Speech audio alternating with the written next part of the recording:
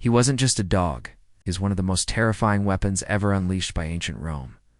While history remembers Roman legions for their discipline, shields, and steel, there was another force that inspired raw panic on the battlefield. It did not march in formation or carry a sword. It ran on four legs, armored for war, trained for violence, and conditioned to obey without hesitation. War dogs were not a myth or legend.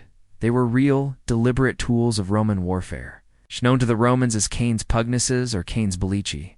These animals were bred for size, strength, and aggression. Most were descended from powerful Molossian dogs, massive beasts with crushing jaws and fearless temperaments. From a young age, they were trained not as companions, but as weapons. Their training was brutal and precise. Roman handlers exposed them to the chaos of battle early, shouting, clashing metal, screaming men, and the smell of blood. The dogs learned to charge on command, to target unprotected limbs, and to hold until death. Retreat was not an option. Once released, they attacked until they were killed or the enemy broke. To increase their lethality, Roman war dogs were often fitted with armor. Leather or metal collars lined with spikes protected their necks and turned every bite into a killing blow. Some wore body armor to guard against blades. Others were fitted with sharpened spikes designed to tear flesh as they collided with enemy soldiers. These were not symbolic accessories. They were designed for one purpose: maximum damage. On the battlefield, war dogs were usually unleashed at critical moments. They could be sent ahead of advancing infantry to disrupt enemy formations or released suddenly to break morale. Soldiers facing a Roman charge expected shields and spears. They did not expect snarling beasts crashing into their ranks, ripping at faces, throats, and legs. Even hardened warriors panicked when formation collapsed under animal assault. Psychological warfare was just as important as physical destruction. The sight and sound of war dogs charging created terror before contact was even made. Horses panicked. Infantry hesitated. Fear spread faster than orders. Roman commanders understood this effect well. A frightened enemy was already half defeated. War dogs were also used beyond open battle. They guarded camps at night, patrolled borders, and tracked fleeing enemies. They were trained to hunt down escaped slaves or enemy scouts. Others accompanied. Patrols into forests and mountains where ambush was likely. Their senses gave Rome an advantage no human soldier could match. But these animals were not valued as individuals. To Rome, a war dog was equipment. If a dog died breaking an enemy line, it was considered a successful deployment.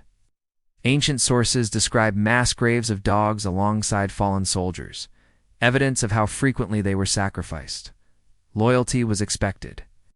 Survival was optional. As Rome expanded, so did its use of war dogs. They appeared in campaigns across Europe, North Africa, and the Near East. Enemies learned to fear them. Some tried to counter them with nets, spikes, or specialized weapons. Others simply fled when they heard the barking that preceded a Roman assault. Over time, tactics evolved. Armor improved. Formations adapted. The dominance of war dogs slowly declined. Yet their impact left a lasting mark on military history. They were among the earliest examples of biological warfare, living weapons used to terrorize and destroy. Roman writers like Pliny the Elder and historians who recorded military practices treated war dogs as standard assets, not curiosities. Their presence showed how far Rome was willing to go to secure dominance. Every advantage mattered, whether forged from iron or bred from flesh.